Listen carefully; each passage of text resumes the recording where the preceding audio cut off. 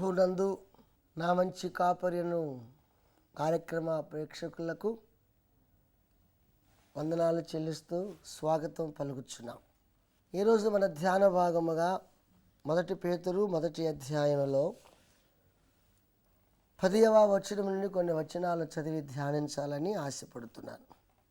మీకు కలుగు ఆ కృపను గూర్చి ప్రవచించిన ప్రవక్తలు ఈ రక్షణను గూర్చి పరిశీలించుచు తమ యందున్న క్రీస్తు ఆత్మ, క్రీస్తు విషయమైన శ్రమలను గూర్చియు వాటి తరువాత కలుగబోవు మహిమలను గూర్చియు ముందుగా సాక్ష్యం ఇచ్చున్నప్పుడు ఆ ఆత్మ ఏ కాలమును ఎట్టి కాలమును సూచించుచున్నదో దానిని విచారించి పరిశోధించిరి.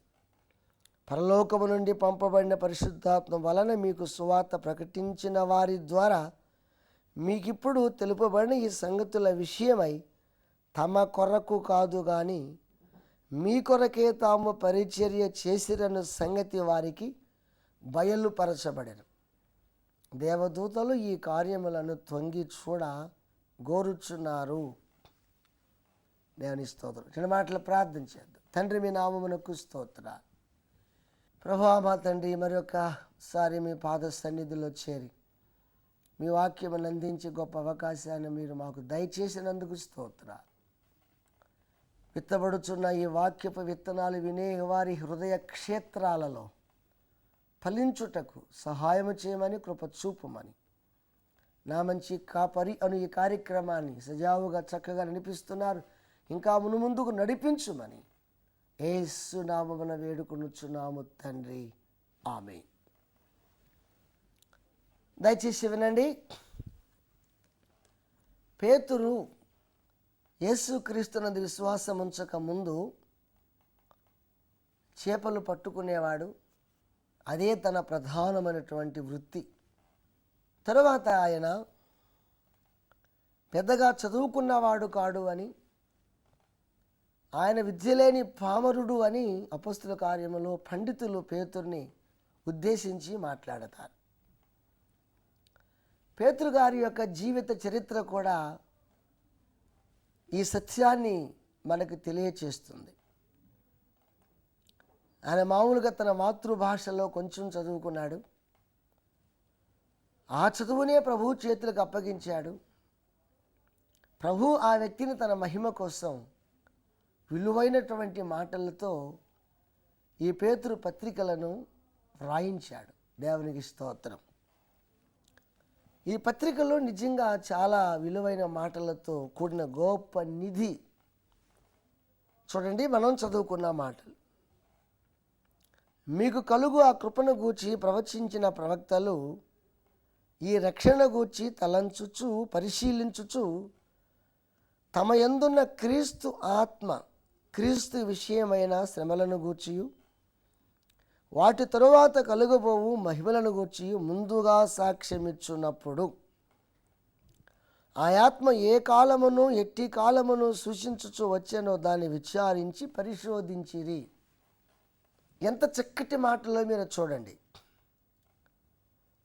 మీకు కలుగు ఆ కృపను గూర్చి ప్రవచించిన ప్రవక్తలు. ఈనాటి ప్రపంచము లేక ఆనాడు ఉన్న భక్త కోటి దేవుని కృప పొందబోవుచున్నారు. ఈ ప్రపంచ జనులు దేవుని కృపకు పాత్రులు కాబోవుచున్నారు.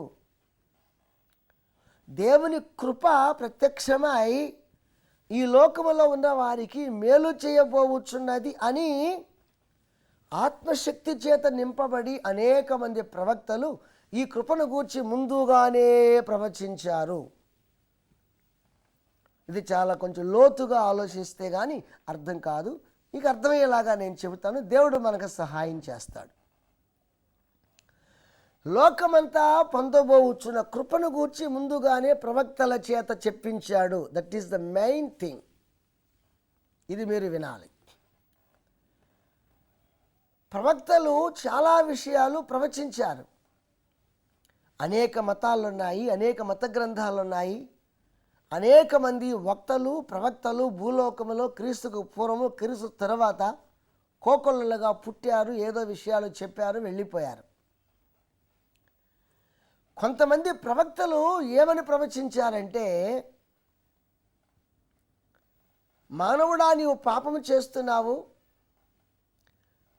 పాపానికి తగిన శిక్ష నీ మీదకు వస్తుంది, అది నీకు పాపముగాను శాపముగాను మారుతుంది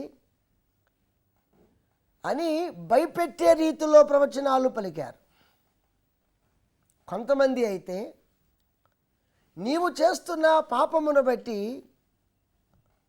యుగాలు యుగాలు యుగాలు శిక్ష భరించాలి అని కొంతమంది చెప్పారు. మరికొంతమంది అయితే పేర్లు చెప్పరు కానీ, ఈ పాప దోష శిక్ష నుండి విడుదల పొందాలి అంటే నువ్వు ఎన్నోసార్లు తిరిగి తిరిగి తిరిగి తిరిగి జన్మించాలి. జన్మించినప్పుడల్లా పుణ్యకార్యాలు చేస్తే ఎన్నో జన్మల తర్వాత నీకు పుణ్యము లభిస్తుంది, అప్పుడు నువ్వు మోక్షానికి వెడతామని కొంతమంది ప్రవచించారు.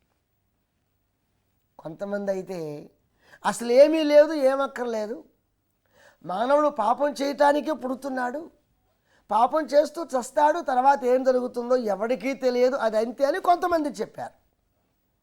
మీకు అర్థమవుతుంది నా మాటల ధోరణి. ఇన్ని రకాలుగా చెప్పిన ఈ ప్రవచనాలలో, ఇన్ని రకాలుగా వివరించినటువంటి ఈ విషయాలలో ఇంతమంది వారికి తోచిన రీతులు ఎన్నో సంగతులు ఈ భూలోకానికి అందించినటువంటి ఈ విధానంలో బైబిల్లో ఉన్నటువంటి ప్రవక్తలట మీకు కృప కలుగుతుంది అని ప్రవచించారట. దేవునికి స్తోత్రం. ఇదే బైబిల్లో పాత నిబంధనలో చూస్తే పాపాన్ని ఎక్కడ సపోర్టు చేయలేదు ప్రియులారా. పాపము చేస్తున్న దేశమానికి శ్రమాని గద్దించిన సందర్భాలు ఉన్నాయి. పాపము చేస్తున్న జనాంగమా నీకు శ్రమాని గద్దించి బుద్ధి చెప్పిన సందర్భాలు ఉన్నాయి. ఏ దేశమైతే దేవుణ్ణి సేవించదో అది జనమైనను దేశమైనను దేవుడు దానికి ఉగ్రత పంపిస్తున్నాడు అని చెప్పిన సందర్భాలు బైబిల్లో ఉన్నాయి. అయితే ఒక స్పెషల్ ఏంటంటే, ఈరోజు దైవ సేవకునిగా మీతో పంచుకోవాలన్న ఉద్దేశం ఏంటంటే, అదే దేవుడు మీకు కృప కలుగుతుంది అని ప్రవచింపచేశాడు. దేవునికి మహిమ కలుగునుగాక. ఈ మాట ఎంత ఊరట కలిగిస్తుంది. కృప కలుగుట అంటే అర్థం ఏంటి?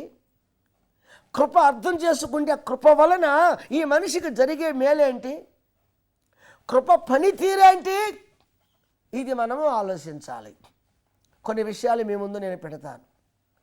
యోహాను సువార్త 1వ అధ్యాయంలో మనం చదువుతూ ఉంటాం. ఆది యందు వాక్యం ఉండెను, వాక్యము దేవుని యొద్ద ఉండెను, వాక్యమే దేవుడై ఉండెను, సమస్తమైన మూలముగా కలిగను, కలిగి ఉన్నదే ఆయనలో కలుగలేదు, ఆయనలో జీవం ఉండెను, ఆ జీవం మనుషులకు వెలుగై ఉండెను, ఆ వెలుగు చీకటిలో ప్రకాశించుచున్నది కానీ చీకటి దానిని గ్రహింపకుండెను. మొదటి వరుసలో మాటలు అలాగూ చెప్పి చెప్పి కిందకు వచ్చిన తర్వాత అంటాడు కదా, ఆ వాక్యమే శరీరధారి అయి కృపా సత్య సంపూర్ణునిగా మన మధ్య నివసించాను. కృపగా సత్యముగా ఆ శరీరమే వాక్యమే శరీరధారి అయి ఆయనే ప్రభు అయిన యేసు. యేసుక్రీస్తు వ్యక్తిత్వంలో 2 ప్రధాన లక్షణాలు కనిపిస్తున్నాయి ఆ మాటను బట్టి. ఒకటి సత్యము కనిపిస్తుంది, ఒకటి కృప కనిపిస్తుంది. సత్యమునకు కృపకు చిన్న తేడా ఉంది, అది మీరు అర్థం చేసుకోవాలి. సత్యము ఏమంటుందంటే తప్పు చేసిన వాడిని శిక్షించండి అంటుంది. సత్యము సత్యమే, నీ వాక్య సారాంశము సత్యము. యోహాను 17వ అధ్యాయంలో ఉంది. నేనే మార్గము, నేనే సత్యము, నేనే జీవం అన్నాడు యేసు ప్రభువారు. ఆయనే సత్యము. సొలొమోను అన్నాడు, సత్య